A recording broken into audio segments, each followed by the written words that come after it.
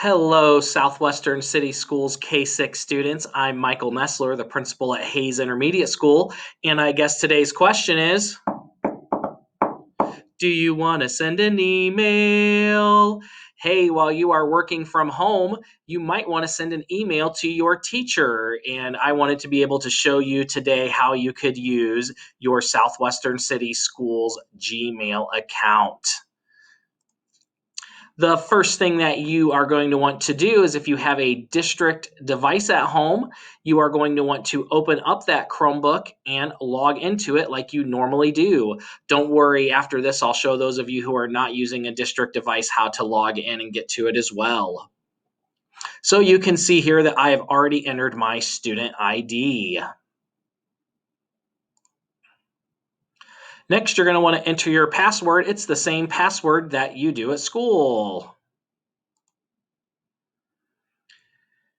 All right, you are into your Chromebook. The first thing that I did is I opened a Google tab and I used the Chrome circle down here. The yellow arrow is pointing to it. The Chrome circle to open up a Google tab. Students, you might recognize that waffle, that 9-square pattern in your Chromebook browser. It looks like the Eggos that my mom used to buy when I was in elementary school. It opens up your icons for you like Google Tools, like Drive, Classroom, Calendar, and the one we're going to concentrate on today, email. So click on the envelope to open up your student Gmail account. Congrats, you have done it. You have opened up your student Gmail account. You can see here the Gmail screen. Here's your waffle bar in case you would need to get to it again. And I'm going to now switch over to an open browser to show some of you at home, if you are not using a district device, you can still use any device that you may have at home. I just happen to be on a Windows desktop here. What I have done is I have opened up another Google Chrome tab here, and I'm going to Google search in Gmail. This will work on an iPad, any of those devices that you have at home, desktop computers. I'm clicking on the Gmail search here that I got. There is a lot of information on this screen, but what I'm looking for is sign in, and I see it right over here in the upper right. And I get the same screen that I would, very similar to if I was using a district device. So I'm going to enter in my student ID.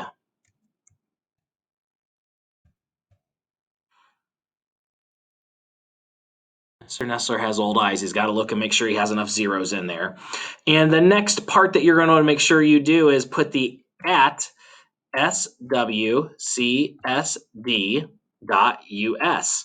That goes in when you are signing in from a device that is not a Southwestern device, and it will not work if you do not put that in. So students, make sure if you're logging in from a desktop or laptop or on an iPad that you do put in the at swcsd.us.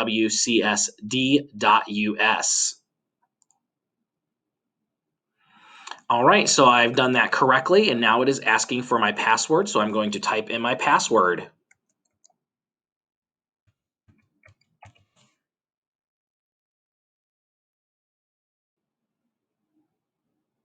All right, and it is loading my student Gmail account. So here is my Gmail account. It looks just like it did on the screen from a district device.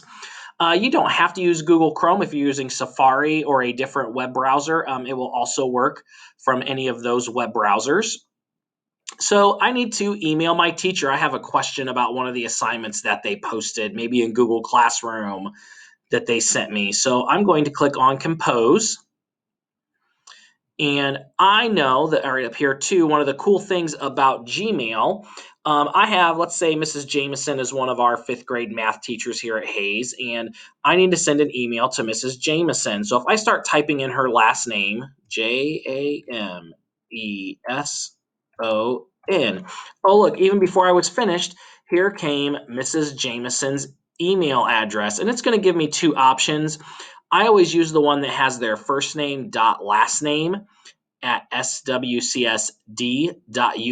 You can use the other one, but I always tend to use this one. So I'm going to click on that.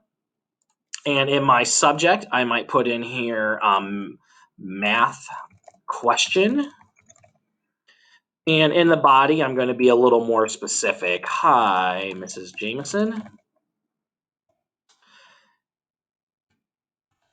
I have a question about number 6 on page 213 of lesson 5.2 in Ready Math. Thanks. Student, it's really important when you're sending an email to your teacher that you do put your name in here. So you might want to put your name in here. So I might just put Mr. Nestler in here since I am pretending to be this test student. And the reason you want to put your name is because when they get the email from you, it's going to be your student ID number that comes up. So we want to make sure that they know who they're answering that question for. Down here in the bottom is the send button. So down here where I'm blocking, I'm going to move this, is the send button. So after you are done, you can click on send and that will send that to Mrs. Jameson. I am not going to send this because I know she's going to be getting lots of emails. So I'm going to go ahead and discard this email. I'm going to hit the trash can to delete it. Let's try this again, and I already kind of tested this out. I have a teacher, and Mr. Kelly is another one of our 5th grade teachers here since I'm pretending to be a 5th grade student. And I'm going to start typing in Kelly. Oh man, he has a first name, last name. How am I going to get this to Mr. Kelly? Well, I might know as a student that his first name is Thomas. So if I type in T space Kelly, oh, look, here he is, Thomas Kelly. So I can select Mr. Kelly and I can send my email exactly the same as I would to him. So students, I hope this helps you as you are using Gmail for the first time. If you have questions, obviously teachers will be there to help. Parents, hopefully this helps you as well. This is also a tool that you can use if you need to get a message to a teacher. You can obviously do it from your personal email, but feel free to use your student's email as well. Teachers will be checking into those email accounts. I hope this answers your questions, and I hope that you are doing a great job at home. Remember that you won't start hearing from your teachers until March 24th. So I'm looking up at my calendar. On March 24th, you will start hearing from your teachers about the assignments that you have at home. Be safe and be well, everybody.